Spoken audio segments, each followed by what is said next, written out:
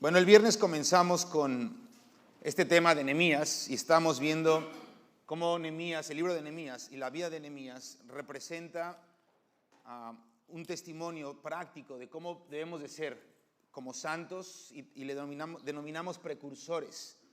Denominamos o le titulamos que un precursor o un pionero o un reformador tiene características que el libro de Nehemías nos enseña. Entonces, el viernes analizamos los primeros 3-4 puntos en el capítulo 1. Entonces, yo les animo a que consigan el link, ¿no? Pues para que lo puedan ver ahí donde lo estén proyectando, lo estén subiendo ahí en internet, para que puedan ver la primera parte que obviamente no vamos a tocar.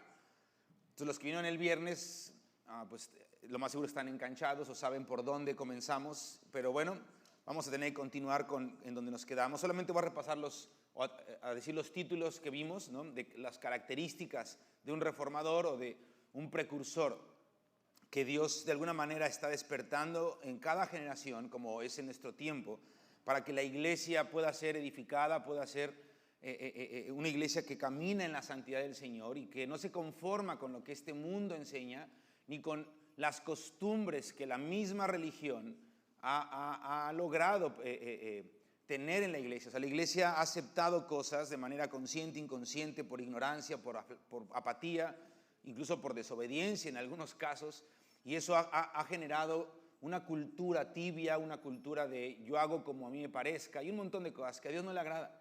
Entonces Dios de tiempo en tiempo levanta o despierta reformadores, despierta gente que de alguna manera por el poder del Espíritu y por el celo por su casa, deciden en el Señor no conformarse con lo que está pasando y empiezan a vivir una vida totalmente contraria a lo que el mundo enseña y a lo que la religión o costumbres de su tiempo enseñan, por muy buenas que parezcan, pero realmente no llevan a un fruto de vida en Jesús, un fruto del Espíritu en verdad. Entonces, Nehemías nos testifica eso y estamos viendo puntos prácticos al respecto. Entonces, el primer punto es que tenemos que ser sensibles. Y el segundo punto es, una vez que somos tocados por el Señor y somos sensibles al problema, tenemos que asumir la responsabilidad. Y ahí es donde vimos que Nehemías empezó a pedir perdón por los pecados de la casa de su padre y los pecados de él, como generación viva y como la generación anterior, que se resumen en desviarse de Dios, alejarse de Dios y comenzar a hacer su propia voluntad, alejarse de la palabra de Dios, de la ley de Dios, de la obediencia a su palabra. En esencia, ese es el error al que nos enfrentamos y con el que luchamos todo el tiempo. Alejarnos de Dios en comunión y alejarnos de Dios en obediencia. De nada sirve reunirnos si no vamos a obedecer lo que la palabra dice. De nada sirve orar si no estamos obedeciendo. Escúchalo bien, hermano. Yo sé que esto podría abrir muchas preguntas o incógnitas, ¿no? Pero de nada sirve incluso, escucha bien esto, leer la Biblia si no vamos a obedecer. O sea, yo sé que podemos decir, no, pero la palabra de Dios no vuelve vacía. Sí, no vuelve vacía, pero la palabra de Dios tampoco es alcahueta o es torpe. La palabra de Dios da fruto en donde se desea de Dios. Si no se desea de Dios, la palabra así como se soltó, pasa y se sigue. O sea, no es una obligación de Dios, no va a volver vacía, ¿no? Obviamente no dejamos de orar los que estamos buscando al Señor con un corazón sincero por su gracia y seguimos creyendo que un día Él puede cambiar a alguien, pero al final de cuentas el Señor no puede ser burlado por nadie. Y si no obedecemos su palabra, hermanos, y no hay un corazón que desea agradarle al Señor, pues es difícil que haya un fruto. Y entonces es ahí donde entramos en un círculo vicioso llamado religión. Me siento culpable, entonces trato de cumplir con ciertos dogmas, ¿no? Para agradar al hombre más que a Dios, pero eso me lava un poco la conciencia, entre comillas, no nos lava nada, ¿no? Entonces nos sentimos mejor y ahí vamos, pero otra vez estamos condenados porque aprendo algo nuevo de la palabra, pero como no es vida, sino es como una manda y no tengo deseo de obedecer, me condena. Aunque el Señor no quiere condenar, Jesús vino a quitar la condenación, pero cuando estamos en nuestra carne nos condena. Eso le pasó a los religiosos de su tiempo. Vieron a Jesús, se ofendieron y era como, ¿qué tienes, no? ¿Y tú quién te crees? ¿Cómo dices que eres antes que Abraham? Si conocemos a tu padre, ¿no? Y a tu madre, sabemos quién es tu familia. ¿De dónde sacas que eres antes, no? Que Abraham y que Moisés. Entonces hay un pleito, hay una contienda en nuestro yo cuando la palabra de Dios es hablada, si no tenemos un deseo de obedecer. Tú te puedes dar cuenta qué tanto en verdad estás teniendo un deseo o un corazón para con Dios, para agradar a Dios, en la medida en la que escuchas y puedes poner por obra la palabra, puedes obedecerla. Escuchas el consejo y lo primero que buscas hacer es arrepentirte si sabes que estás haciendo lo contrario, y buscas agradar a Dios, empiezas a pedir consejo, empiezas a aprender más, y Señor, enséñame. Le preguntas a hombres que van adelante, que tú o de ti en tu vida, en la vida espiritual, vas con gente madura en la fe, y le dices, oye, quiero aprender más de esto, quiero saber cómo se hace, quiero realmente lograrlo. Todos esos ejemplos o testimonios en tu vida, pequeños aparentemente, te pueden dar un cuadro, una imagen de qué tanto estás dispuesto a buscar a Dios. Pero si nada más estamos oyendo, ¿no? Y de repente como que venimos, ¿y a qué venimos? Pues para cumplir. ¿Y por qué cumples? Porque si no voy al infierno, ¿no? O sea, empieza a haber como disparates en nuestras vidas, y eso es religión, hermano, eso es cristianismo, eso es un ismo más, como el budismo, el catolicismo, el islamismo, el cristianismo, es una religión. Y de religiones, pues hay muchas, ¿no? Y si alguien quiere ser una religión, pues puede buscar, hay muchas. Incluso hablando de religiones, pues puede haber mejores que el cristianismo, te lo puedo decir, que ayudan más a la humanidad. Pero Jesucristo no es religión, ¿estamos de acuerdo?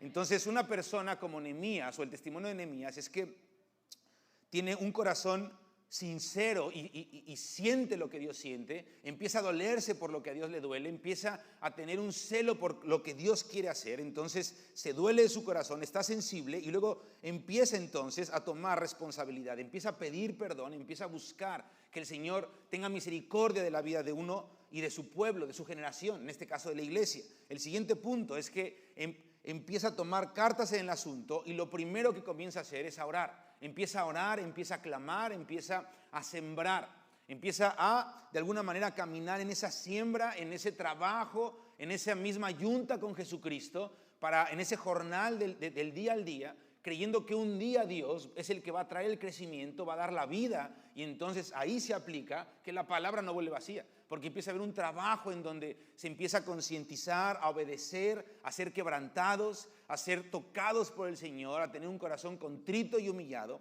y Dios puede ahí encontrarse con nosotros. Entonces, un reformador empieza a orar o empieza a trabajar con la oración. Lo primero que hace en cuanto al trabajo de colaborar con Dios en su obra es con la oración. Y veíamos en Nehemías, el capítulo 1, estuvimos viendo los versículos por versículo del capítulo 1, y veíamos cómo empezaba a orar, qué tipo de oración hacía, qué palabras le decía al Señor, cómo se refería a Dios, cómo pedía por Dios, cómo le recordaba a Dios que Él es tardo para la ira, pronto en misericordia.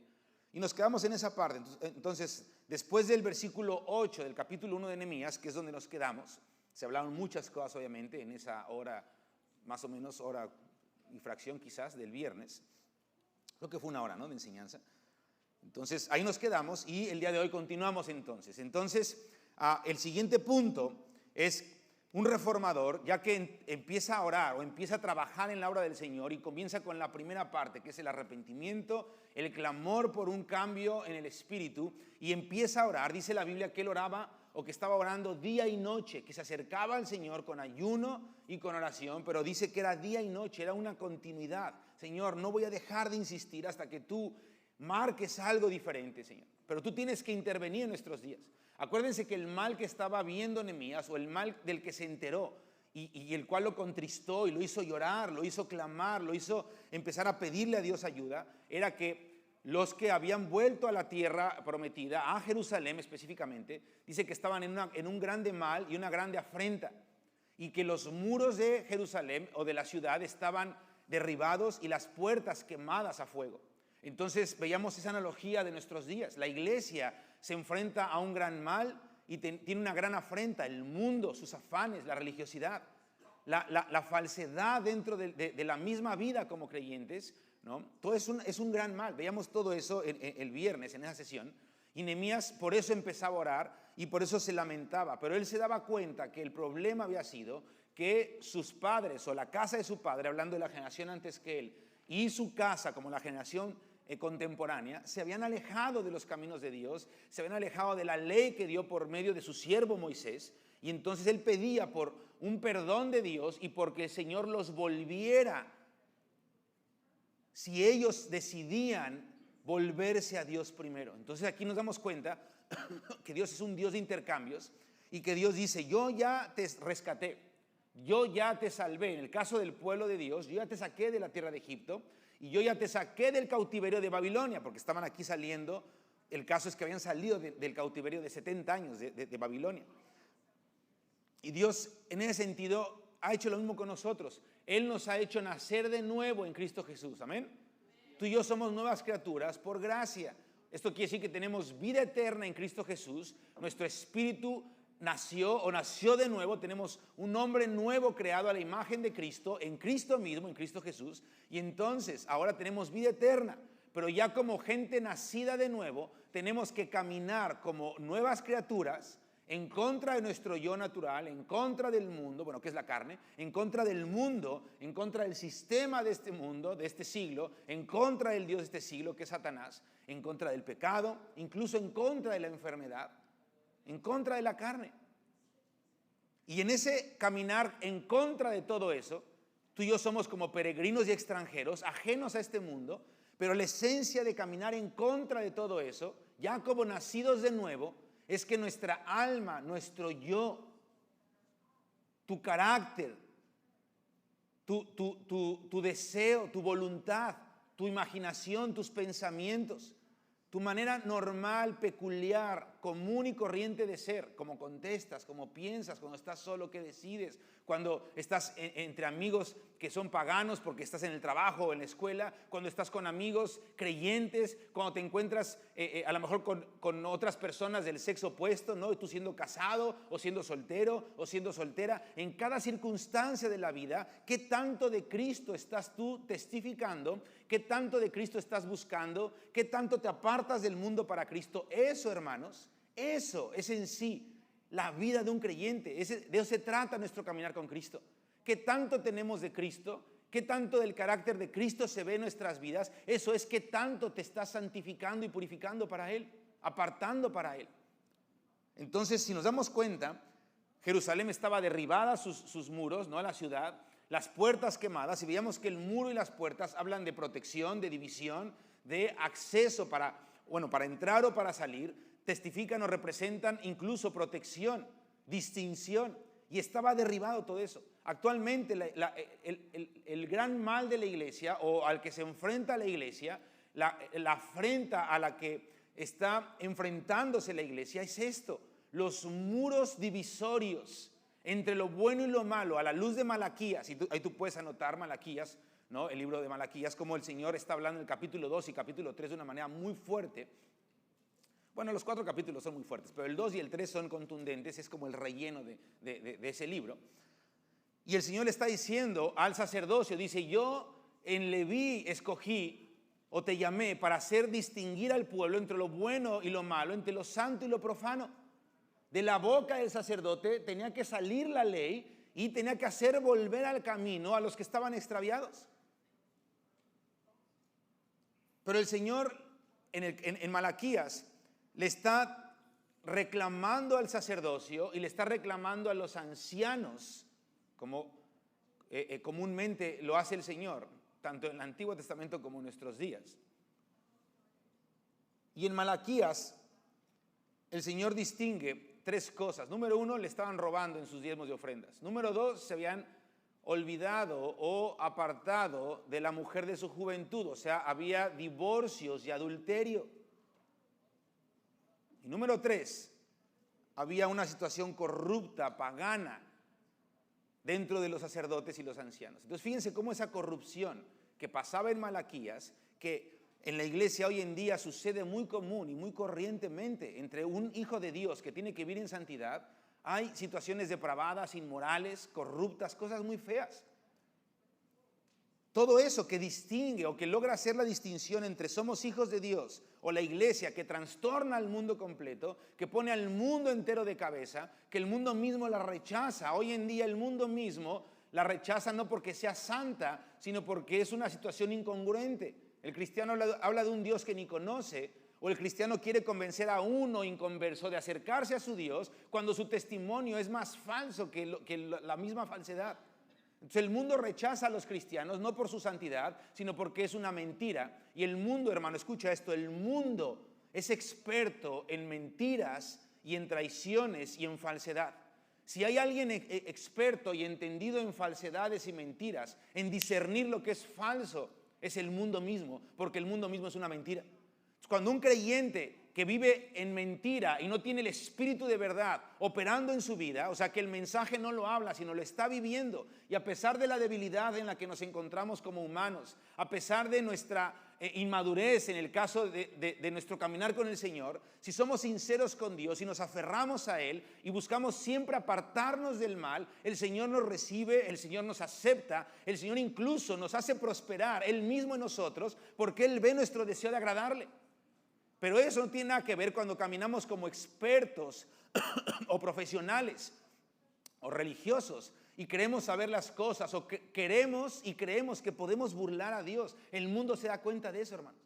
El mundo sabe cuando somos falsos, porque dice, eres igual que nosotros o incluso peor que nosotros. Yo por lo menos soy desfachado, no tengo vergüenza y puedo decir soy inmoral, ¿no? Soy homosexual, soy lesbiana, soy corrupto, y lo puedo decir así. Pero tú estás diciendo que no lo eres de dientes para afuera, pero tu operar según delante de tu Dios es algo corrupto y me quieres enseñar una vida nueva. Hermanos, hay un problema. Los muros en la iglesia, los muros de intercesión, los muros de santidad, los muros de obediencia, de distinción, las puertas que permiten sacar lo que es incorrecto y cerrarlas para que no vuelva a entrar, y que también se abren para que entre lo que debe de ser salvo, no existen. Si no hay puertas para entrar, si no hubiera puertas y muros en este auditorio, todo el mundo nos vería, ¿sí o no? Y todo el mundo podría entrar. Pero la puerta produce un orden o testifica un orden para entrar o salir. Esto lo veíamos un poco el viernes, pero quiero retomar en esta parte para continuar. Si hubiera ahorita un temblor o un incendio, bueno, aquí sí tiembla en Los Ángeles, ¿no? De hecho, está la falla de San Andrés más arribita y lo más seguro es que se van a acordar de mí, hermanos. Pero bueno, la falla de San Andrés. Así que vámonos a California y yo me iré de aquí. Pero bueno, porque van a pasar cosas muy fuertes y ahí luego te platico. Entonces, si temblara y no hay puertas y eso, pues ¿por dónde saldrías? Pues por donde sea, ¿no? Porque no hay nada de restricción. ¡Vámonos!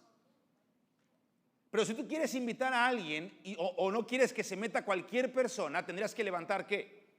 Los muros, y para poder tener control de quién sale o de quién entra, tendrás que a los muros cortarles un espacio y hacer ¿qué? La puerta. Y en la puerta pones ¿qué? Porteros, bueno, unas puertas, ¿no? De madera, y pones porteros, ¿sí o no? Para poder distinguir o poder de alguna manera controlar quién entra y quién sale. La iglesia hoy en día, hermano, no tiene muros, o están sus muros derribados y no tiene puertas. Y dice ahí en Nehemías, el capítulo 1, que las puertas estaban quemadas con fuego. Da un detalle histórico, ¿no? Que sí fue así, no hubo un incendio, las quemaron. Pero tenemos que pensar que habla de una situación en donde estaba totalmente carbonizado, estaban derribadas, estaban quemadas, no tenían ninguna opción de poder poner aunque sea una tablita y colgando, estaban quemadas, era ceniza. Habla de polvo, habla de no existir. Y esto es muy importante porque ¿quién se autodenomina como la puerta? Jesús. ¿Quién es la única puerta de acceso? Dice que los que entran por la cerca o se brincan el muro son salteadores o saqueadores, ¿sí o no? Son ladrones. El que entra por la puerta y el que tiene acceso en el orden correcto, ese es alguien enviado por Dios, ese es Cristo mismo, el que entra en el orden del Padre. Pero los que se brincan la cerca y son ladrones esos. Entonces, si Jesucristo es la puerta, el testimonio de Cristo, que es la única entrada al Padre, el único camino al Padre, la única salvación eterna, y ya en la salvación, el único alimento verdadero que nos puede hacer crecer y nos puede hacer madurar. Lo único que agrada al Padre es Cristo. Y si Cristo dice que es la puerta, y la puerta en el tiempo de Nehemías estaba quemada por fuego, tenemos que pensar que hoy en día, hermanos, si no tenemos un testimonio correcto de Dios y una vida de santidad, que pueden ser esos muros, y el testimonio correcto de Cristo, que son las obras de justicia, tenemos muros derribados porque no hay una santidad, y el testimonio de Cristo está quemado en la iglesia, no hay puertas. La gente dice, pues me estás hablando de un Cristo que ni tú mismo crees con tus acciones. Entonces, ¿por dónde entro? Estamos invitando a la gente, vamos a predicarles, ¿no? Y los invitas, pásale aquí, pero la gente entra por cualquier lugar, no están entrando por Cristo porque no hay muros, no hay distinción de lo bueno y de lo malo, y no hay una puerta que se llama Cristo. Entonces la gente entra por donde quiere. Por eso la gente un día es cristiana, otro día es humanista, otro día es atea, otro día vuelve a ser cristiana, otro día se va a una denominación que habla doctrinas herejes, pero luego vuelve a ser cristiana, entra y sale, no hay distinción. No hay un muro de santidad que le estorba y que dice, ay, no puedo entrar, es que se entra por la puerta. Y van a la puerta. ¿Y quién es la puerta? La puerta es Cristo. Ese es el problema que Nehemías estaba teniendo, pero hermano, hoy en día es nuestro problema. Y tú puedes decir, bueno, yo estoy bien, a lo mejor sí, gloria a Dios. Porque a lo mejor estás en un tiempo de gracia con el Señor, donde tu vida está aumentando en conocimiento, en obediencia, estás teniendo un buen tiempo en el Señor. Y gloria a Dios si hay gente que está viviendo así y que el Señor está usando incluso para animar a otros. Pero aunque sea un buen tiempo el que estés viviendo, y si es tu caso, gloria a Dios, pero aún así, hermanos, sí te compete porque somos un cuerpo en Cristo. Por eso Nehemías se afligió cuando escuchó que sus amigos, sus hermanos, los otros judíos estaban mal. Él no dijo, bueno, yo aquí estoy de copero con el rey, ya la libré, ¿no? Yo estoy en la tierra prometida, ¿no? Ay, Dios tenga misericordia de los del sur. No. Él incluso, vamos a ver, que pidió apoyo para ir y empezar a trabajar. Él mismo se fue y se entregó a un trabajo muy fuerte. No renunció a ser copero del rey, pero sí tomó un tiempo para trabajar con su pueblo y se aventó unas broncas bien difíciles, que la verdad no creo que lleguemos a ese tiempo, o sea, hablarlo ahorita, pero trataremos por lo menos de mencionarlo un poco mientras vamos avanzando. ¿Vamos bien hasta ahorita? Entonces, el siguiente punto podemos denominarlo así: un reformador empieza a trabajar en lo que Dios le dijo, ya vimos que comenzó con la oración, pero conoce el potencial de lo que Dios puede hacer. Cuando Nehemías empezó a orar en el versículo 8, ¿no? Vemos cómo empieza a pedir perdón desde el 5, 6, 7, empieza a clamar y todo esto. Después, ahorita vamos a leer el versículo 9 y 10, pero Nehemías nos revela en esta oración que hace a Dios que él conocía el potencial, no el potencial de Nehemías. No es de que tú tienes un gran potencial, no, ¿qué crees? Dios tiene un gran potencial y si tú y yo nos dejamos usar por Él porque somos vasos de barro de uso honroso, o sea, obedientes a su palabra, entonces hay un gran potencial de Dios manifestado en tu vida.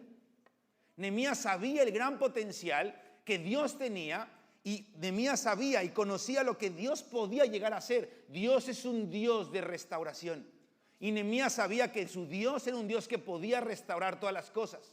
Conocía la historia del Éxodo, conocía la historia de David, bueno, de Saúl con Samuel, luego de Samuel con David, luego de David y Salomón, luego de Salomón con Roboam y Jeroboam.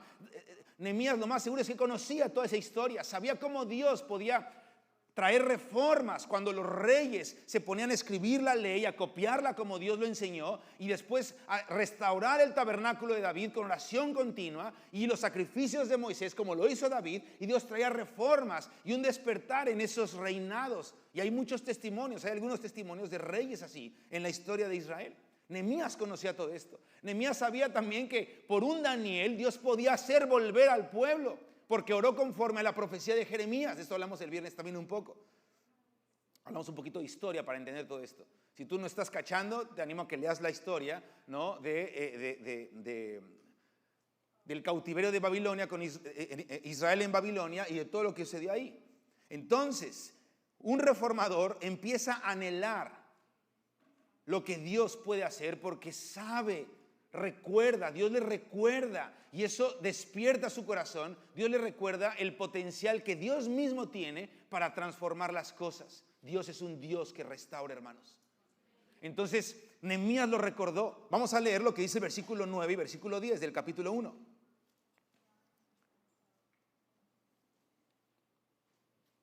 Quiero leer desde el 8 porque va conectado. Versículo 8 del capítulo 1, 8, 9 y 10. Dice: acuérdate ahora de las palabras o de la palabra que le diste a Moisés tu siervo, diciendo: si vosotros pecareis, yo os dispersaré por los pueblos. Ahora sí, versículo 9. Pero si os volviereis a mí y guardareis mis mandamientos, y luego dice: y los pusiereis por obra, aunque vuestra dispersión fuere hasta el extremo de los cielos, de allí yo os recogeré y os traeré al lugar que escogí para hacer habitar allí mi nombre. quiero llamar la atención en esto. El Señor dice, yo los esparcí, ¿sí o no? Por desobedientes. Pero si ustedes deciden acordarse de mí, recordar mi palabra, retenerla, guardarla, atesorarla y luego ponerla por obra, entonces yo los voy a recoger, aunque estén de extremo a extremo, y los voy a hacer volver. Pero ¿qué dice ahí? ¿A dónde los va a hacer volver? Te estoy preguntando.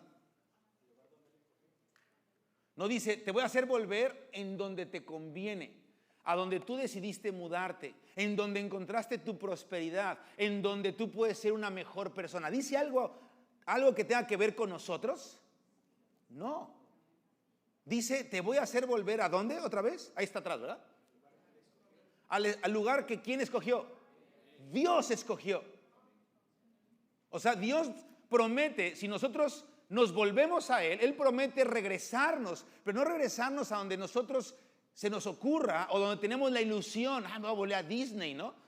El sueño americano, me va a volver a tener lo que, sí, por eso voy a la iglesia, porque Dios prometió. No, Dios promete volvernos a donde Él quiere tenernos. ¿Y qué tal si Dios ha decidido, en tu caso específico, hermano, tenerte en una vida totalmente de desierto? ¿Qué haces con eso?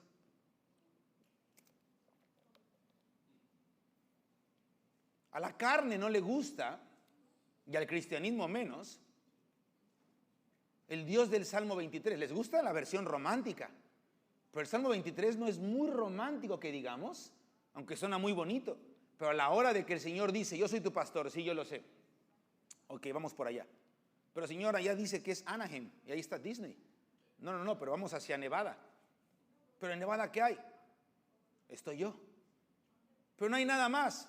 ¿Qué más quieres? Ya no me gustó tanto así, Señor. Yo quería un Jesús con orejas de ratoncito.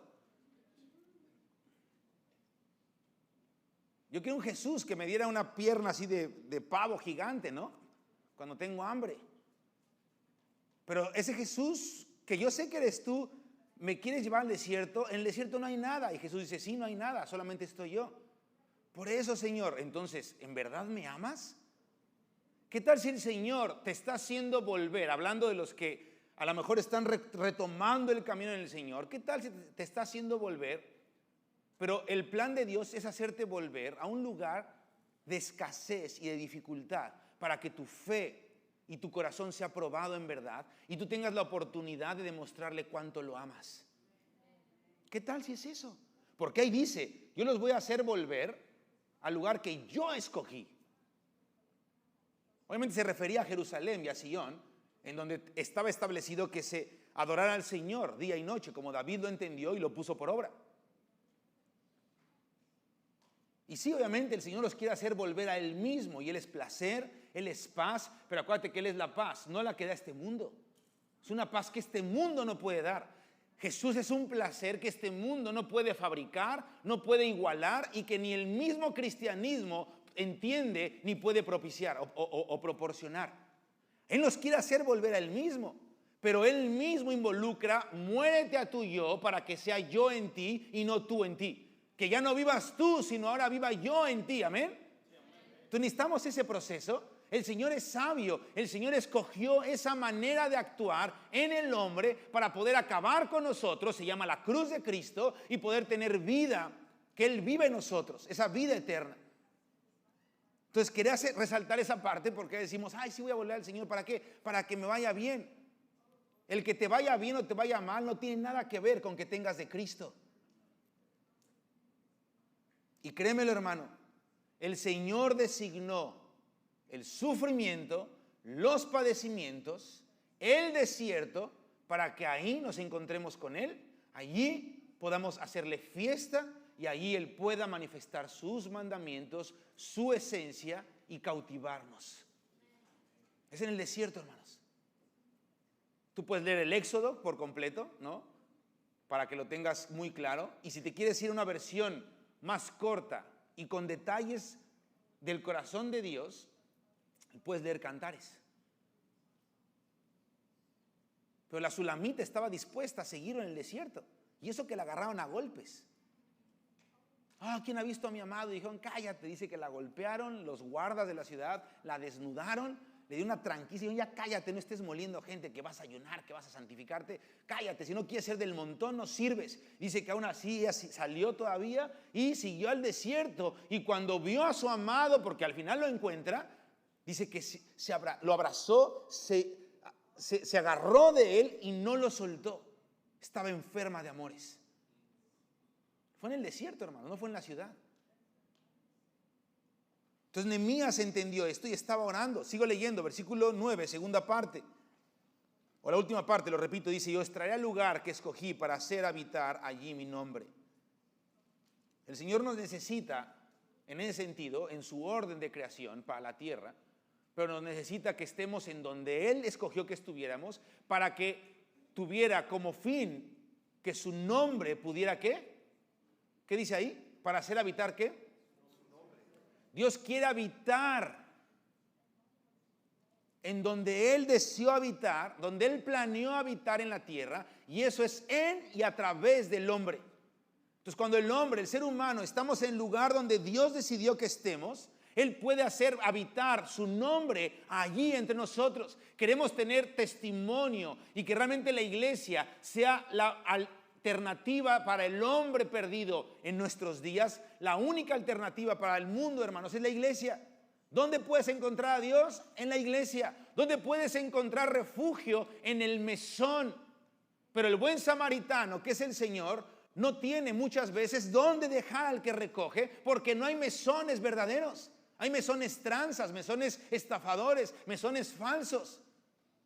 ¿Se has leído esa historia, no, del buen samaritano? Que no es parábola. Tampoco dice que es una historia, pero lo más seguro es que es un acontecimiento que se conocía en los días de Jesús, y Jesús tomó esa historia para hablar y dar una exhortación de un samaritano bueno, porque no es parábola, hermanos. Incluso, al parecer, existe ese mesón, o el lugar en donde estaba ese mesón, camino de Jericó a Jerusalén, que es de hecho una subida muy empinada y cansada. No es muy largo, pero sí es un camino que incluso es peligroso porque asaltaban mucho. Es algo conocido, por lo menos en aquellos tiempos. Entonces, el buen samaritano es el Señor. Nos recoge, nos venda. ¿Y sabes cuál es ese mesón? Es la iglesia. Y fíjense qué increíble, porque el Señor lleva a ese enfermo, a ese asaltado, Él lo venda y todo lo que testifica, no su sangre, no su carne, su vida misma, no lo venda, lo cura, y llega al mesón, lo deja encargado, dice: ya lo salvé, ya lo rescaté, ahora aquí te lo dejo. Y da por adelantado, eso tiene que ver con el Espíritu Santo. Dice: aquí están este dinero para que lo que se necesite tú lo puedas tener, tengas recursos celestiales para seguir curando y alimentando a este que yo, Jesús, salvé. Porque nosotros no salvamos a la gente, hermano. No lo salvó tu mensaje, no lo salva el sermón del que se para en la esquina a gritar: Jesús viene pronto. No, o sea, qué bueno está, qué padre está eso, qué bonito, qué increíble, gloria a Dios por eso. Pero el que salva es Cristo mismo por la revelación del Espíritu Santo. Si no hay un mesón donde depositarlos, algo está incorrecto. Puede haber un montón de gente gritando en las calles, pero si no existe una iglesia que tiene los muros bien delineados, la puerta de acceso bien marcada, hermanos, Jesús lleva y puede salvar un montón de gente. Pero cuando llega al mesón, si no hay quien se tome la responsabilidad de seguir con la misma identidad del que rescató, el Señor no es tonto, hermanos. Y tú puedes decir: bueno, ¿por qué otros lugares crecen? Ya hay miles de personas.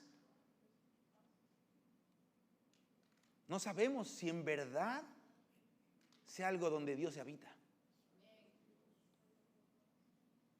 Tú ponte a pensar en el Evangelio, hermanos, o en la historia de Jesús. Jesús no fue una persona de masas. El Evangelio no es una persona, no es un mensaje de masas. Sí lo hacían un montón. Yo te reto en el nombre del Señor que estudies Juan 5, para que tengas contexto, bueno, del 1 al 5, un contexto increíble, pero a partir del capítulo 6 hasta el 8, te vas a dar cuenta de todo un recorrido en donde Jesús terminó solo. Incluso los que le seguían de cerca, que eran los 12, les dijo: ¿ustedes también quieren irse con ellos? ¿También se ofendieron?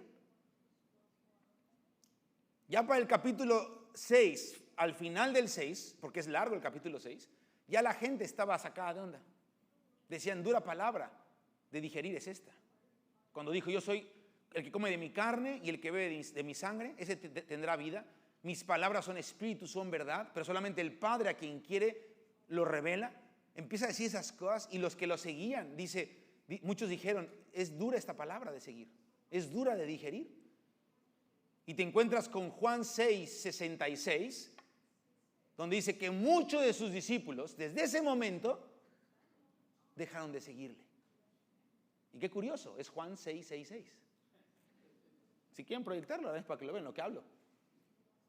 Entonces te reto. Y luego ya a partir de ahí, hasta el capítulo 8, se arma una bronca. Entonces a veces creemos que el Señor es de más, así sí, pero el Señor dice, no, yo no estoy ahí.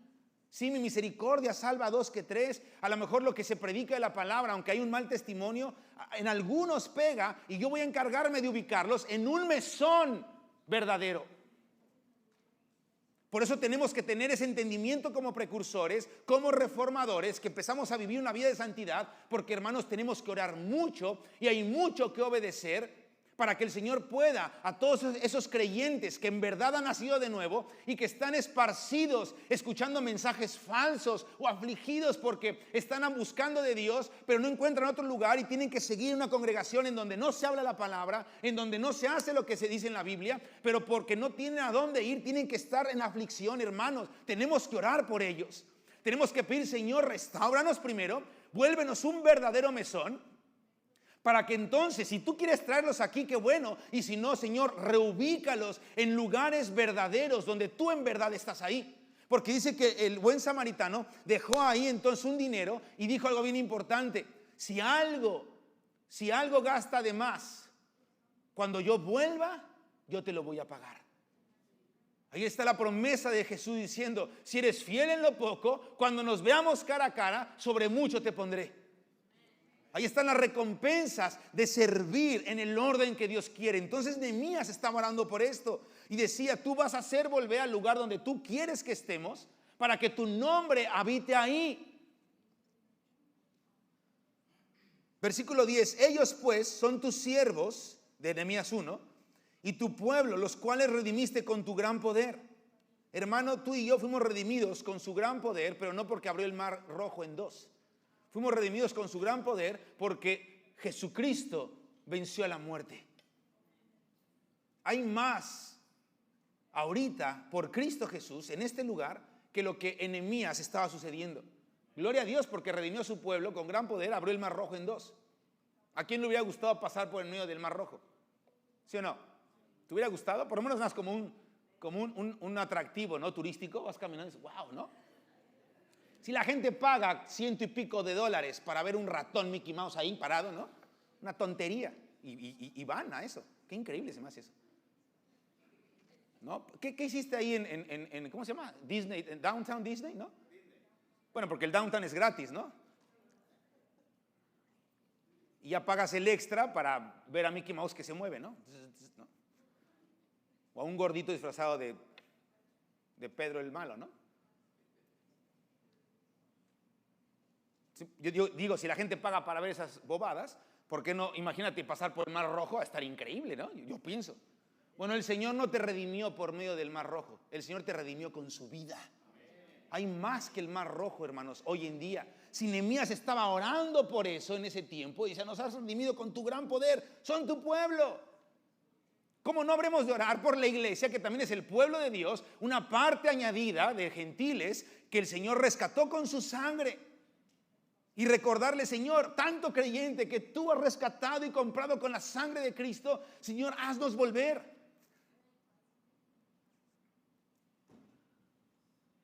Te ruego, Jehová, versículo 11, esté ahora atento tu oído a la oración de tu siervo y a la oración de tus siervos, quienes desean reverenciar tu nombre, concede ahora, y este es el siguiente punto, un precursor que anhela y desea ver la restauración de Dios porque conoce el potencial de su Dios para hacer las cosas nuevas. El siguiente punto es, empieza a caminar y a pedir por el éxito de Dios en su vida, el éxito de Dios en su obrar.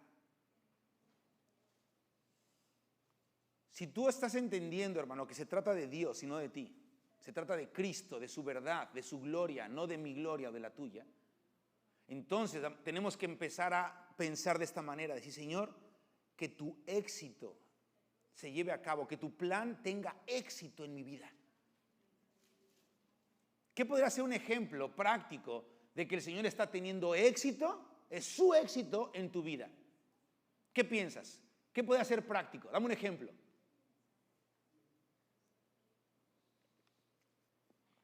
Te estoy preguntando para que me contestes.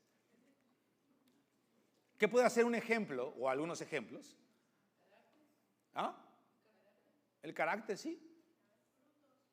Frutos, pero denme ejemplos prácticos, porque suena muy bonito, pero algo práctico. ¿Ah? ¿Cómo? Estar aquí, cero estar, existir. Está bien, pero sean más prácticos todavía.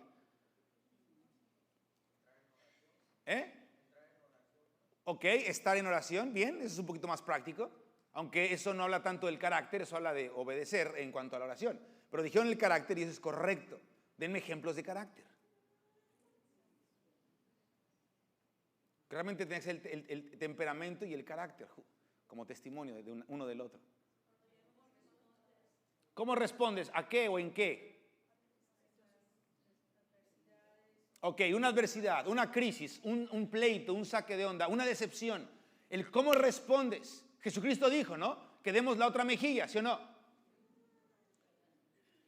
Ustedes saben que se dijo, ojo por ojo, ¿sí o no? Mas yo os digo, perdonen, ¿no? Amen a sus enemigos, bendigan al que los maldice, oren por el que les roba. Ese mas yo os digo no es de que ya anulamos el ojo por ojo, no. Él está diciendo, lo voy a llevar a un nivel mayor, voy a magnificar la ley del Padre y voy a glorificarla. Y al decir más yo os digo, está diciendo, yo no me refería a la situación natural, que era un testimonio del espiritual, yo me refería a el corazón. Te dijeron una grosería, bendícelos. Entonces, si tú estás empezando a bendecir, por ejemplo, al que te maldice, y estás de corazón genuino en Dios, y Dios despierta en ti un amor de misericordia por el enemigo. Y no quise que vas a predicarle y te empiezan a pegar, pero el Señor te ama, ¿no? Y tú dices, estoy muriendo como un Esteban. No se refiere a eso. Porque dice que el entendido va a venir el mal, ¿no? Y huye. Sino se refiere a que de corazón tú lo estás poniendo delante de Dios. ¿Para qué? Para que no haya ofensa ni amargura en tu corazón. Y tú empiezas a vivir así por el que te está maldiciendo, el que te está haciendo cosas malas, el que sea, como dice el Sermón del Monte. Y tú empiezas a caminar en eso, tú estás empezando a disfrutar y a vivir el éxito de Dios en esa área en tu vida. A lo mejor no te dio en un coche nuevo, a lo mejor no te dio en más trabajo, a lo mejor no te fue bien en un negocio, incluso a lo mejor hasta perdiste algo en un negocio, pero tu manera de responder es en bendición, en misericordia, en humildad. Dios está teniendo éxito, su éxito en tu vida. Porque sus negocios son tu vida. Sus asuntos en la tierra es la vida del hombre y la restauración a la imagen de Cristo en el hombre. Entonces, un reformador entendido como lo estamos viendo, va a desear el éxito de Dios en sus días, en su vida y en el obrar de Dios. En otras palabras, se vuelve un colaborador con el Señor. Vamos a leer una vez más el versículo 11 para este punto. Te ruego, oh Jehová, esté ahora atento tu oído a la oración de tu siervo. Y más adelante, la segunda parte del 11 dice, concede, ¿sí o no? Después del punto y coma. ¿Sí lo tienes ahí? ¿Qué dice? Concede ahora, ¿qué? A tu siervo. ¿Y dale qué? Delante de aquel varón. Aquel varón era el rey, Artajerjes. Porque acuérdate que era copero del rey. Porque yo servía de copero del rey. Nehemías empezó a orar por el éxito de Dios, por el éxito de sus planes, de su obrar en Nehemías y a través de lo que Nehemías iba a hacer en cuanto al servicio al Señor. Y fíjate lo que sucede en el siguiente capítulo. Versículo 1. ¿Lo tienes ahí? Nehemías 2, versículo 1. Sucedió en el mes de Nisán, en el año 20 del rey Artajerjes, que estando ya el vino delante de él, o sea, delante del rey, tomé el vino y lo serví al rey. Esto habla de que del capítulo 1, todo lo que sucedió con lo que entendió, lo que oró, lo que pidió, al capítulo 2 pasaron algunos meses. Y eso tiene que ver con el tiempo de cosechas para el vino. Eso lo mencionamos la sesión del viernes. El vino no es de que diario servían vino. No vete a la vinatería y cómprate un licor barato. No, era un vino tratado, era especial, e incluso había cosechas más antiguas o de lo que lograban robar de otros reinos. Y este rey, que era rey de reyes, ¿no? Artajerjes, tenía entonces diferentes cosechas. Tenía que esperarse a que estuviera pues el vino añejado. Eso lo sabemos.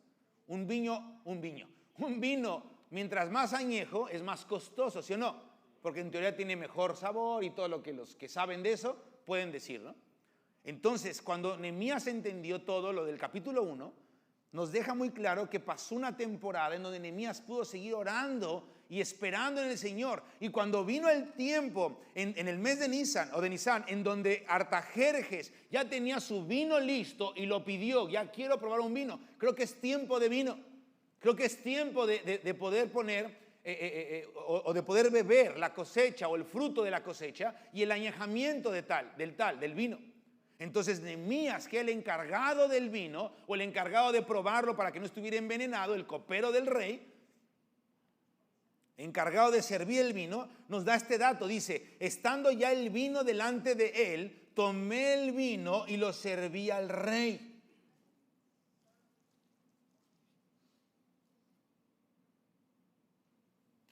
¿Qué representa el vino en la palabra, hermanos? Gozo, sí.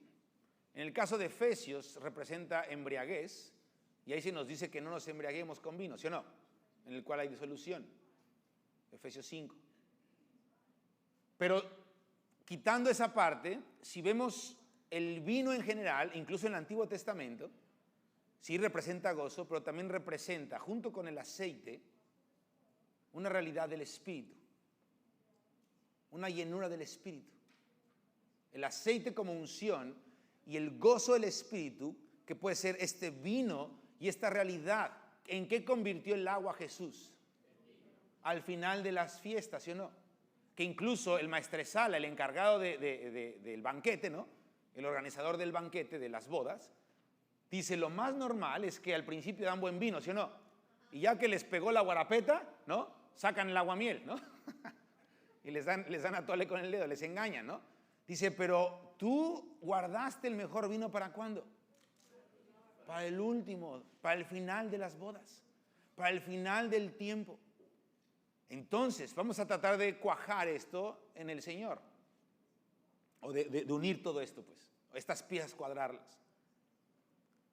Dijo Jesús en Juan que ya habíamos sido lavados con el lavamiento ¿de qué? Del agua, su palabra.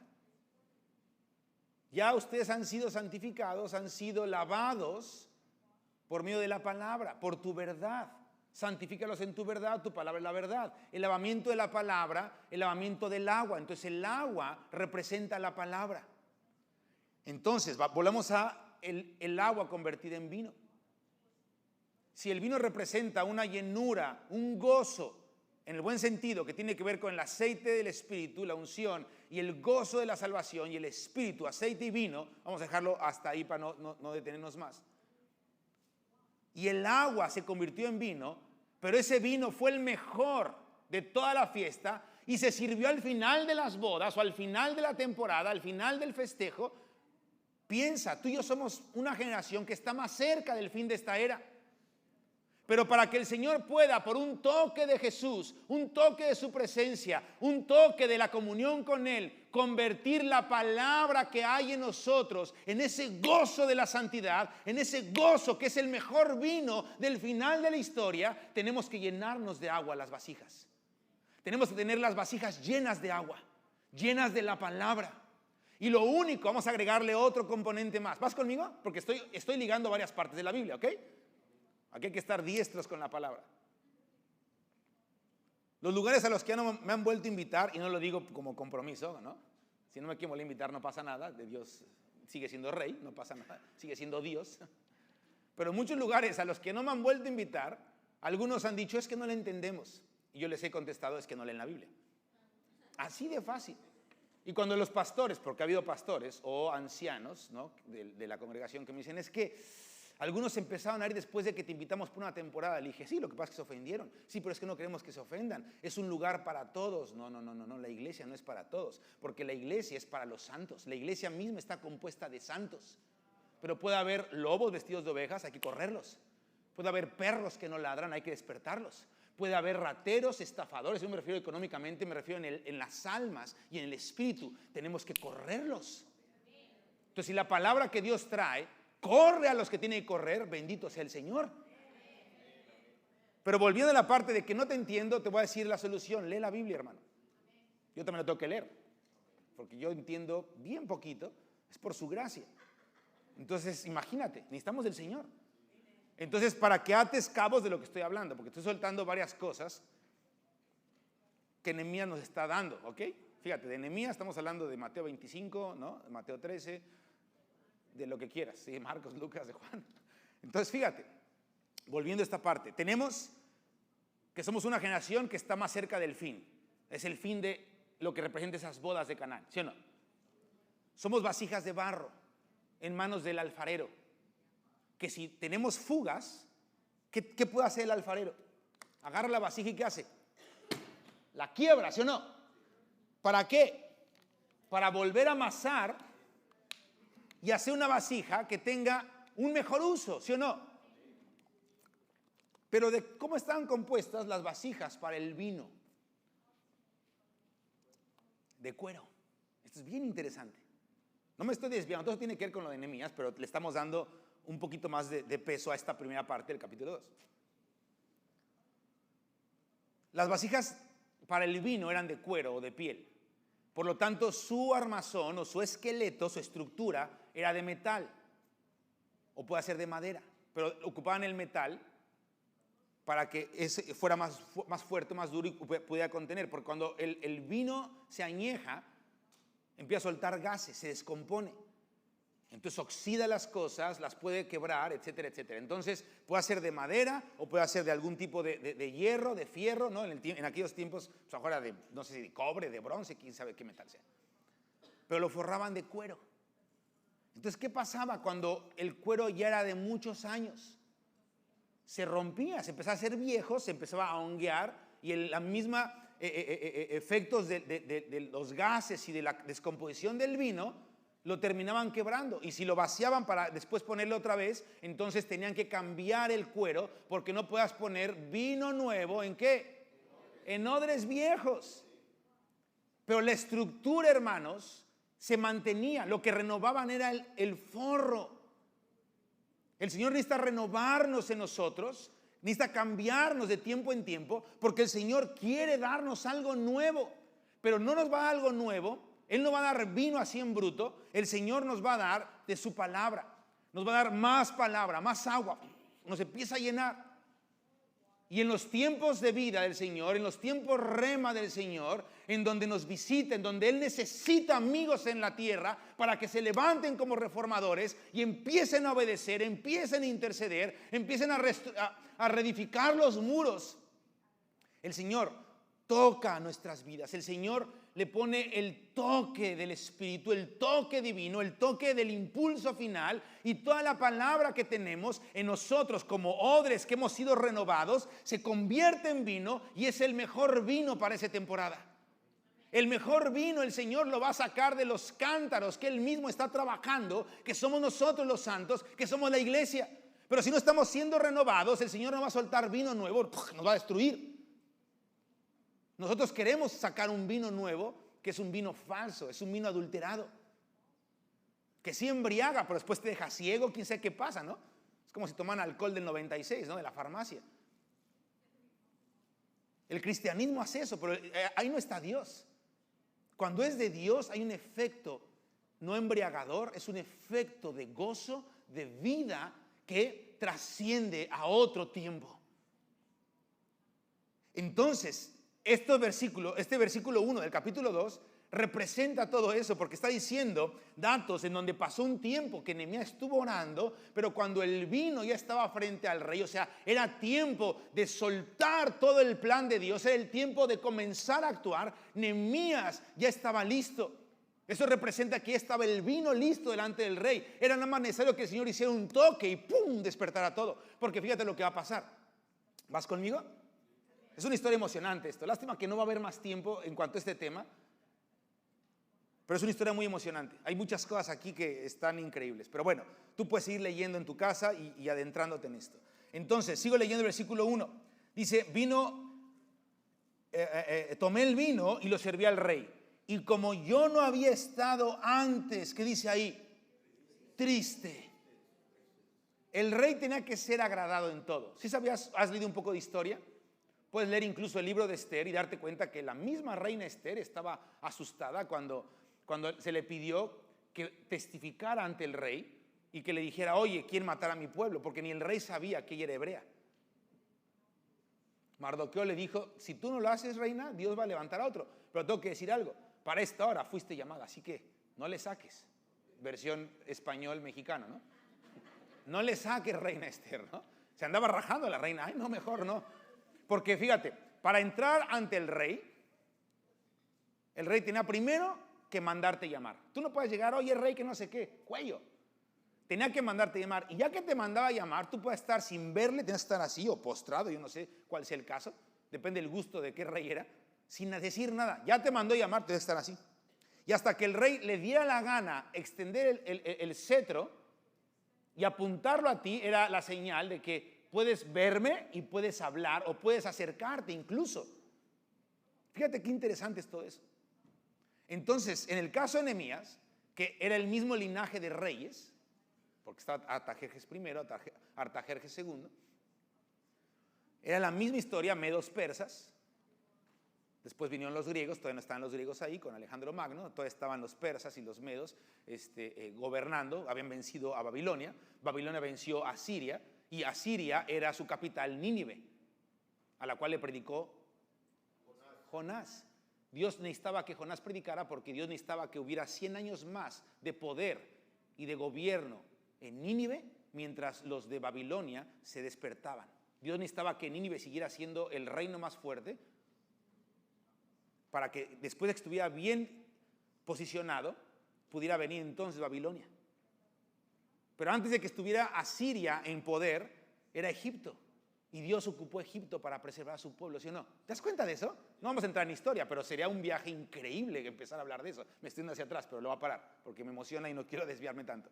Entonces, Nehemías sabía que si él estaba triste ante el rey, ¿qué le iba a pasar? Pues cuello, ¿no? Imagínate, va a ver copero, tráeme, ¿no? Y está así como, ay, espérame, rey, ¿por qué hiciste eso, no? Sírveme un poco. Sí, y le empezó a tirar la copa y el rey, ¿qué estás haciendo, no? Cuello. El punto es que el rey no podía ser ni entristecido ni perturbado, tenías que estar feliz, ¿no?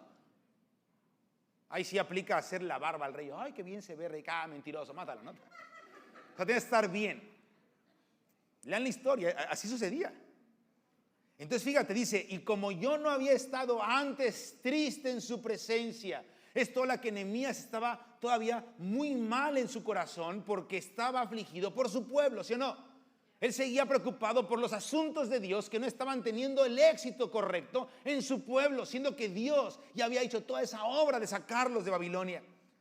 Y el versículo 2, fíjate qué fuerte está. Dice, me dijo el rey, ¿por qué está triste tu rostro? ¡Ah! Imagínate, ya estaba el vino ahí, Nehemías estaba sacado de onda, así. Empieza a servirle el vino, se lo pone y el rey voltea y aquí me huele a triste, aquí me huele a que algo no me gusta, ¿no? Y le pregunta, ¿por qué está triste tu rostro? No creas que era el compadre de Nehemías, era el rey, ¿ok? Nehemías era el copero. Y le pregunta, ¿por qué estás triste, Nehemías? Y Nehemías como, oh. Ponte en sus zapatos, aunque sea un poquito con la imaginación, no era cualquier cosa.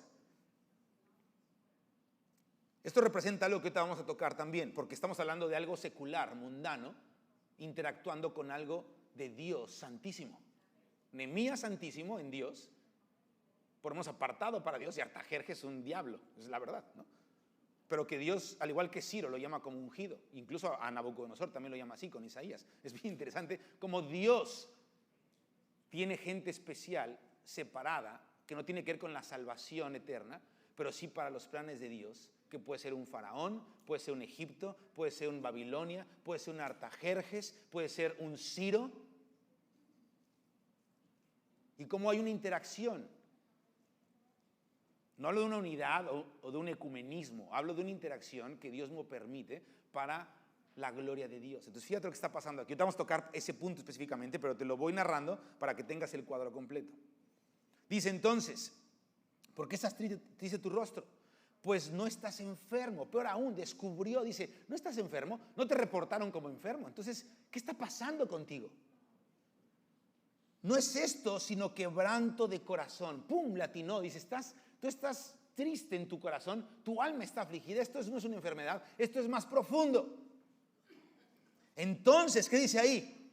Temí en gran manera, porque ya me cachó. Ahorita lo que sigue es cuello, ¿no? Pero fíjate, Nehemías ya había orado por el éxito de Dios en su siervo y a través de su siervo, ¿sí o no? Nehemías sabía lo que su Dios podía hacer. Nehemías había pasado una temporada antes del tiempo del vino, sembrando y orando día y noche, sembrando por medio de la oración día y noche, clamando. Y viene el momento en que se presenta con Ciro, con el rey. En ese tiempo era el rey de reyes, literalmente, era un rey sobre muchos reinos. Era el imperio más poderoso del mundo. Y este rey le descubre lo que tiene. Nehemías tuvo miedo, pero en ese momento, versículo 3, suelta la sopa. Dice, y le dije al rey, para siempre vive el rey, ¿cómo no estará triste mi rostro cuando la ciudad, casa de los sepulcros de mis padres, está desierta y sus puertas consumidas por fuego? Y me dijo el rey, ¿qué cosa pides? Esto es increíble, hermanos. Piensa en esto que te voy a decir, o pon atención a esto. Bueno, pon atención a todo lo que te estoy diciendo, pero a esto ponle atención especial, porque quizás va a sonar un poco alucinado, a lo mejor no. Pero cuando tú y yo nos preparamos en el Señor y vivimos en santidad, o sea, tratando de seguir un poquito el estándar y los pasos que hemos visto con Nehemías, Dios piensa en su éxito y su trascendencia en nosotros y a través de nosotros, en nuestra vida y a través de nuestras vidas, porque vienen temporadas, oportunidades para la obra de Dios en nuestras vidas, en donde Dios quiere hacer ciertas conexiones o quiere sacar cierta ventaja y provecho para su fama, su gloria, en donde incluso el mismo mundo, el mismo ambiente secular, gente quizás que puede aportar para la obra de Dios y no ser salva nunca. Gente que puede incluso donar, ceder, entregar, heredar cosas que son de Dios, pero que aún sin ser salvos están administrando porque Dios les permitió administrarlo. Llámense gobernantes, ricos, lo que sea, empresarios, campesinos, dueños de muchas tierras. Y Dios necesita que haya gente en santidad que se estuvo preparando, y cuando es el momento del vino, el momento de incluso decirle a un pagano, a un secular, es que mi rey, mi Dios necesita esta tierra, necesita esta situación, hay una emergencia para esto, y Dios quiere usarnos para que sus recursos, administrados incluso por gente que no le conoce, sean entregados a Dios por el testimonio de Dios en un Nehemías. ¿Cuántas veces, cuántos de aquí tienen más de 10 años de conocer a Cristo? Y me estoy yendo con poquito tiempo. Ok, son poquitos. ¿Los demás tienen menos de 10 años? ¿Sí? ¿O no conocen a Cristo? Les puedo presentar a un amigo. Se llama Jesucristo. Bueno, ¿quién tiene menos de 10 años? ¿Y los demás no tienen años en Cristo? ¿Es su primer día? Es que no levantan la mano. A ver, ¿quién tiene menos de 10 años? Déjenla arriba, por favor.